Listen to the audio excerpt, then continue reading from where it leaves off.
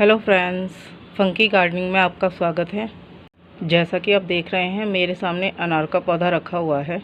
तो आज हम अनार को कटिंग से लगाने के बारे में बात करेंगे कि अगर हम अनार को कटिंग से लगाते हैं तो उसके क्या फ़ायदे हैं, किस तरह से ये हमारे लिए फ़ायदेमंद है, और दूसरा हम अनार को किस तरह से एक हैज प्लांट बना सकते हैं।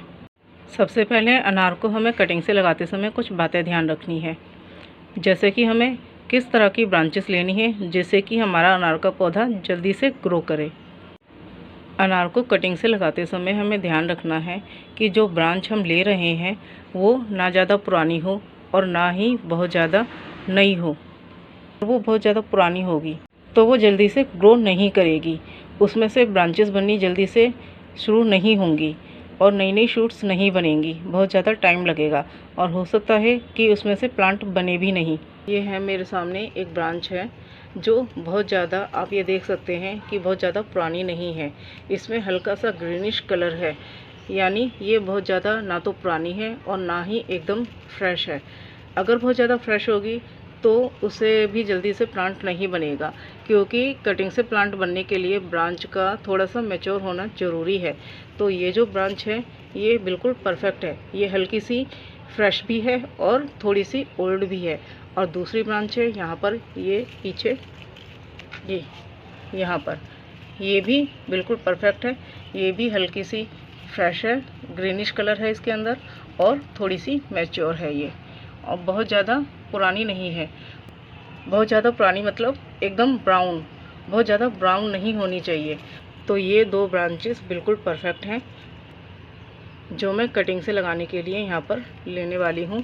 तो मैं इन दो ब्रांच को ही कट करने वाली हूँ। ब्रांच कट करते समय हमें ध्यान रखना है कि जो हम ब्रांच ले रहे हैं वो कम से कम एक ब्रांच 5 से 6 इंच की ज़रूर होनी चाहिए।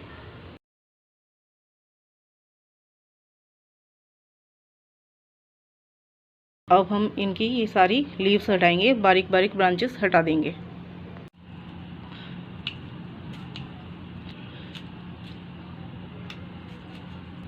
इस तरह से दोनों ब्रांचेस क्लियर कर लेंगे। अब हमने ये पूरी ब्रांचेस क्लियर कर ली हैं, दोनों के दोनों, इसमें कोई भी लीव्स नहीं है।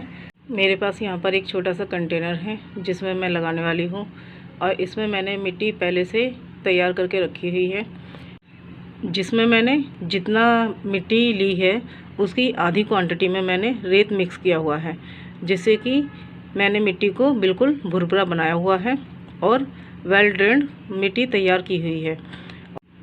और कंटेनर में मैंने एक होल भी किया हुआ है जिसे मैंने टूटे हुए गमले की मिट्टी के टुकड़े से कवर किया हुआ है, जिससे कि अगर एक्स्ट्रा वाटर हो तो वो ड्रेन हो जाए। और हल्की हल्की वाटरिंग करके मिट्टी को मैंने सेट किया हुआ है। इन दोनों ब्रांचेस में आप देख सकते हैं कि दोनों ही ब्रांचेस में नोड हैं, इसमें भी और इसमें भी, दोनों में बारीक बारीक नोड हैं। जब भी आप कटिंग से प्लांट बनाने के लिए ब्रांच लें, आप ध्यान रखें ब्रांच इस तरह से कट करें कि एक नोड वाला हिस्सा हमें मिट्टी में दबाना है और नोड वाला हिस्सा एक मिट्टी में ज़रूर रहे।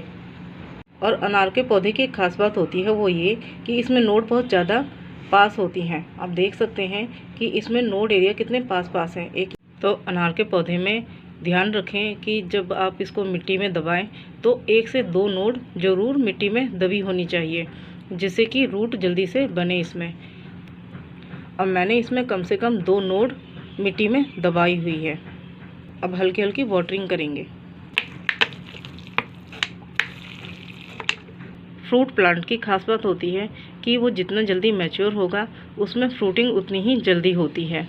तो अगर हम अनार को कटिंग से लगाते हैं तो हमें एक मैच्योर प्लांट मिलेगा, और जैसे जैसे वो ग्रोथ लेगा उसकी एज बढ़ती जाएगी, और एज बढ़ेगी तो प्लांट मैच्योर होता चला जाएगा, जिसमें जब फ्रूटिंग होगी तो वो बहुत जल्दी होगी और बहुत अच्छी होगी और ज़्यादा उसमें फ्रूट बनेंगे। तो अनार को कटिंग से लगाने का ये सबसे बड़ा फ़ायदा है। कटिंग से लगाते समय हमें एक चीज़ ज़रूर ध्यान रखनी है, वो ये कि जब भी आप इसको कटिंग से लगाएं, या तो रेनी सीज़न हो, और रेनी सीज़न है तो रेनी सीज़न में भी हमें ध्यान रखना है कि रेन बराबर होनी चाहिए, 1-2 दिन छोड़कर लगातार रेन होनी चाहिए। और दूसरी बात कि या तो आप आफ्टर रेनी सीज़न लगाएं, सितंबर अक्टूबर में, जिससे कि जब टेम्परेचर थोड़ा सा डाउन हो जाता है या फिर स्प्रिंग सीज़न शुरू होने के बाद, तब भी इसे लगाना काफ़ी सही है, क्योंकि हमें टेम्परेचर डाउन मिल जाता है। इससे हमें प्लांट जल्दी मिलता है। और दूसरी बात, आप जिस मिट्टी में इसको लगा रहे हैं वो मिट्टी ज़्यादा पुरानी नहीं होनी चाहिए, क्योंकि अगर मिट्टी ज़्यादा पुरानी होगी तो उसमें कीड़े लग जाते हैं और उसमें वर्म प्रॉब्लम हो जाती है, केंचुए बनने लगते हैं, जिससे कि हमारी कटिंग बार बार जल्दी जल्दी ख़राब होने लगती है और जल्दी से हमें कटिंग से प्लांट नहीं मिल पाता, और कई बार तो कटिंग से प्लांट बन भी नहीं पाता। तो मिट्टी आप जब भी लें, बिल्कुल नई मिट्टी लें, साफ़ सुथरी मिट्टी लें। अब इस कंटेनर को उठा के हमें प्रॉपर छांव में रखना है और हल्का हल्का मॉइस्चर बना के रखना है, जब तक कि कटिंग से हमारा प्लांट नहीं बन जाता। ये यहाँ मेरे पास एक दूसरा कंटेनर है जिसमें मैंने 3 कटिंग लगाई हुई है, और आप देख सकते हैं ये ब्रांचेस मेरे पास उनसे भी हेल्दी हैं, थोड़ी सी ज़्यादा हेल्दी ब्रांचेस हैं, क्योंकि मैं पहले ही हेल्दी ब्रांचेस कट कर चुकी थी। इसलिए मेरे पास जो दूसरी ब्रांचेस थी वो इतनी ज़्यादा हेल्दी नहीं थी, तो हमें इतनी हेल्दी ब्रांचेस उसमें मिल सकती हैं आसानी से। तो ये मैंने 3 कटिंग लगाई थी और आप देख सकते हैं तीनों में ब्रांचेस बननी शुरू हो चुकी हैं।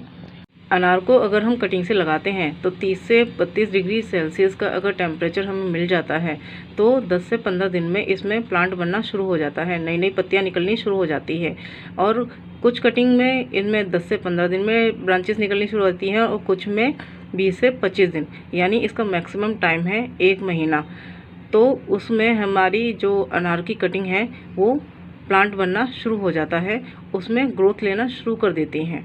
2.5 से 3 महीने पर इसमें रूट फॉर्मेशन कंप्लीट होने पर जब इसमें नई नई ब्रांचेस बनने लगें और आपको अच्छे से ग्रोथ नज़र आने लगे, तब आप इन कटिंग को जिस भी कंटेनर में चाहे शिफ्ट कर सकते हैं।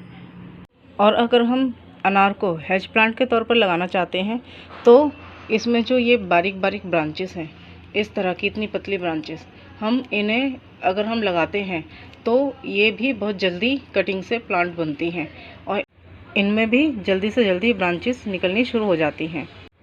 अनार की जो दूसरी बड़ी खास बात होती है वो ये कि इसकी ब्रांच जितनी पतली होती है उसमें से नई नई ब्रांचेस भी जल्दी जल्दी बनती हैं।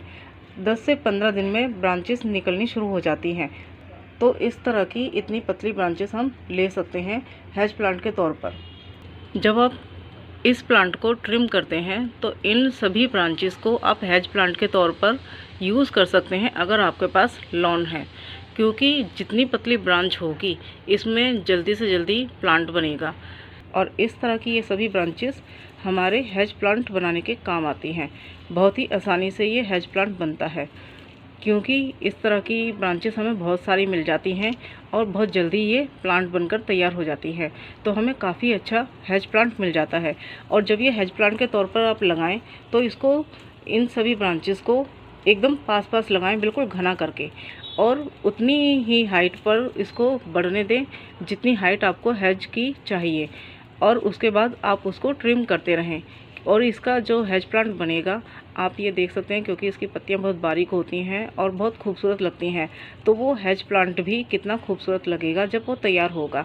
तो आप अनार को आप हेज प्लांट बनाने के लिए भी बहुत अच्छे से इस्तेमाल कर सकते हैं। अगर आप अनार का पौधा फ्रूट प्लांट के तौर पर नहीं लगाना चाहते, सिर्फ हेज प्लांट के तौर पर ही लगाना चाहते हैं, तो आप इन सभी बारीक ब्रांचेस को खूब अच्छे से यूज़ कर सकते हैं और बहुत जल्दी आप एक हेज प्लांट तैयार कर सकते हैं। और दूसरा, ये इसमें जो रूट फॉर्मेशन होता है कटिंग में, वो 2.5 से 3 महीने में बिल्कुल कंप्लीट हो जाता है, तो आपको एक बहुत अच्छा हेज प्लांट तैयार मिल जाता है सिर्फ और सिर्फ 2.5 से 3 महीने के अंदर, जिसमें रूट फॉर्मेशन कंप्लीट हो जाता है।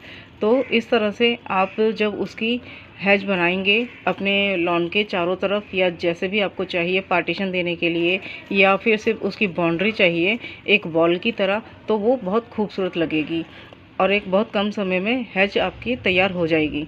और क्योंकि अनार में इस तरह की बारीक ब्रांचेस की कमी भी नहीं होती, भरमार होती है इस तरह की ब्रांचेस की, तो आप अच्छे से एक बहुत खूबसूरत सी हेज तैयार कर सकते हैं अपने लॉन के चारों तरफ। तो इस तरह से चाहे तो आप फ्रूट प्लांट के तौर पर आप कटिंग लगा सकते हैं अनार की, जिससे आपको एक मैच्योर और एक बहुत हेल्दी प्लांट मिलता है, जिसमें आपको फ्रूटिंग भी बहुत ज़्यादा मिलेगी। और चाहे तो आप इसको हेज प्लांट के तौर पर भी इसकी कटिंग को इस्तेमाल कर सकते हैं, जिससे आपको एक खूबसूरत सी हैज आपको मिलेगी, जो आपके लॉन की खूबसूरती भी बढ़ाएगी। आई होप ये वीडियो आपको पसंद आया होगा। तो अगर आपको ये वीडियो पसंद आया तो इस वीडियो को लाइक करिए, शेयर करिए और चैनल को सब्सक्राइब करिए। तो मिलते हैं अगले वीडियो में नए टॉपिक के साथ। Till then bye bye.